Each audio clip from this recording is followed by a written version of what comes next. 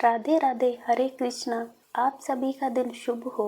इससे पहले के अध्याय की कथा सुनने के लिए आप सबका बहुत बहुत धन्यवाद हो। आज ज्येष्ठ मास का दूसरा दिन है। आज दिनांक 3 मई और दिन है रविवार। और आज ज्येष्ठ मास के कृष्ण पक्ष की तिथि 12:51 से शुरू हो गई है। पूरा दिन द्वितीय तिथि रहेगी और सोमवार को सुबह 2:03 पर द्वितीय तिथि का समापन होगा। ब्रह्म मुहूर्त सुबह 4:19 से 5:07 तक रहेगा। सूर्योदय होगा सुबह 5:56 पर। सूर्यास्त होगा शाम 6:51 पर। राहु काल शाम 4:30 से 6 बजे तक रहेगा। तो आइए आज की कथा का शुभारंभ करते हैं देवर्षि नारद से जुड़ी एक कथा से। एक बार देवर्षि नारद जी पृथ्वीलोक का भ्रमण कर रहे थे। तब उन्हें उनके एक खास भक्त जो कि नगर के एक सेठ थे, उन्होंने याद किया। अच्छी सेवा सत्कार के बाद सेठ जी ने नारद जी से पूछा कि हे देवर्षि, आप ऐसा कोई आशीर्वाद दीजिए कि कम से कम एक संतान तो मेरी हो जाए। नारद जी ने कहा कि तुम लोग चिंता मत करो, मैं अभी श्री नारायण भगवान से मिलने जा रहा हूँ। उन तक मैं तुम्हारी प्रार्थना पहुँचा दूंगा और वे अवश्य ही कुछ न कुछ करेंगे। सेठ जी से ऐसा कहकर देवर्षि नारद वैकुंठ लोक में श्री विष्णु भगवान से मिलने गए और सेठ जी की सारी व्यथा भगवान को बताई। सुनकर भगवान बोले कि हे देवर्षि, उसके भाग्य में तो संतान सुख है ही नहीं, इसीलिए कुछ भी नहीं हो सकता। उसके कुछ समय बाद देवर्षि नारद जी ने एक दिए में तेल ऊपर तक भरा और अपनी हथेली पर सजाया और पूरे विश्व की यात्रा की। अपनी निर्विघ्न यात्रा का समापन उन्होंने वैकुंठ लोक आकर ही संपन्न किया। इस पूरी प्रक्रिया में नारद जी को बड़ा घमंड हो गया कि उनसे ज्यादा ध्यानी और विष्णु भक्त कोई और है ही नहीं। अपने इसी घमंड में देवर्षि नारद पुनः पृथ्वीलोक पर आए और उन्हीं सेठ जी के घर पहुंचे। इस दौरान सेठ जी के घर में छोटे छोटे 4 बच्चे घूम रहे थे। ये देखकर नारद जी ने जानना चाहा कि ये संतान किसकी है, तो सेठ जी बोले, आपकी है। नारद जी इस बात से प्रसन्न नहीं थे। उन्होंने कहा, क्या बात है, मजाक नहीं, साफ साफ बताओ। सेठ जी ने कहा, एक साधु एक दिन घर के सामने से गुजर रहा था और बोल रहा था कि 1 रोटी दो और एक बेटा, 4 रोटी दो तो 4 बेटे। मैंने उन्हें 4 रोटी खिलाई और कुछ समय के बाद मेरे यहाँ 4 पुत्र पैदा हुए। देवर्षि नारद जी ये सुनकर आग बबूला हो गए और श्री विष्णु भगवान जी के पास पहुँचने के लिए वैकुंठ लोक वापस जा पहुँचे।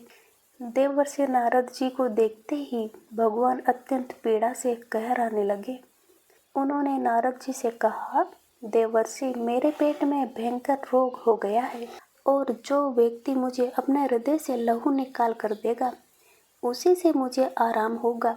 भगवान की बात सुनकर देवर्षि नारद उल्टे पांव लौटे और पूरे संसार भर में भ्रमण करके श्री विष्णु भगवान की व्यथा सुनाई और सभी से कहने लगे कि कोई भक्त ऐसा है जो अपने हृदय से लहू निकाल कर दे दे, उसी से भगवान को आराम होगा। लेकिन पूरे संसार भर में कोई भी ऐसा व्यक्ति तैयार नहीं हुआ। जब नारद जी ने यही बात एक साधु को सुनाई तो सुनकर वह बड़ा प्रसन्न हुआ। उसने एक छुरा निकाला और एकदम अपने सीने में भोंकते हुए लगाया और बोला, मेरे प्रभु की पीड़ा अगर मेरे लहू से ठीक हो सकती है तो मैं तुम्हें अभी अपना दिल निकाल कर देता हूँ।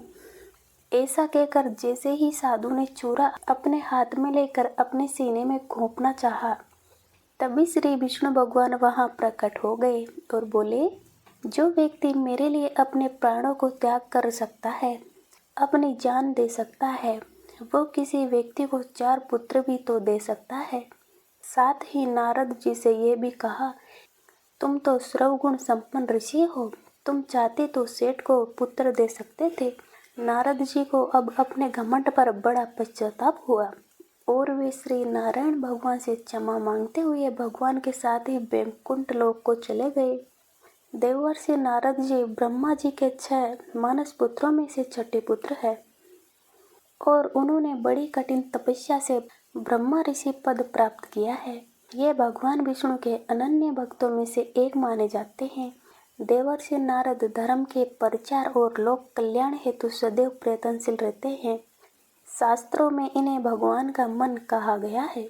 इसी कारण सभी युगों में, सभी लोकों में, समस्त विद्याओं में, समाज के सभी वर्गों में देवर्षि नारद जी का सदा से ही महत्वपूर्ण स्थान रहा है।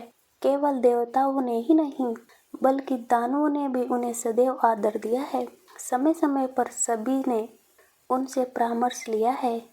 श्रीमद् भागवत गीता के 10वें अध्याय के 26वें श्लोक में स्वयं भगवान श्री कृष्ण ने इनकी महत्ता को स्वीकार करते हुए कहा, देवर्षि नाम च नारद, अर्थात देवर्षियों में नारद हूँ।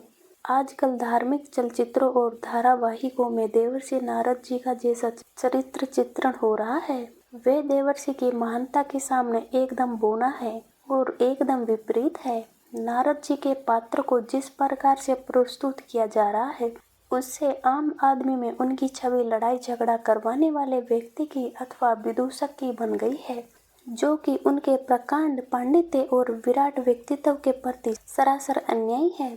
नारद जी का उपवास उड़ाने वाले श्री हरि के इन अंशावतार की अवमानना के दोषी कहे जाते हैं और भगवान के अधिकांश लीलाओं में देवर्षि नारद जी उनके अनन्य सहयोगी बने हैं। वे भगवान के पार्षद होने के साथ साथ देवताओं के प्रवक्ता भी है और नारद जी वस्तुत सही मायनों में देवर्षि है। इस कारण से कभी भी कोई भी लीला दिखानी हो, जैसे कि इस कहानी में आपको बताया गया है देवर्षि नारद जी के घमंड को तोड़ने की कहानी, तो ये सब भगवान की लीला के कारण ही हुआ है।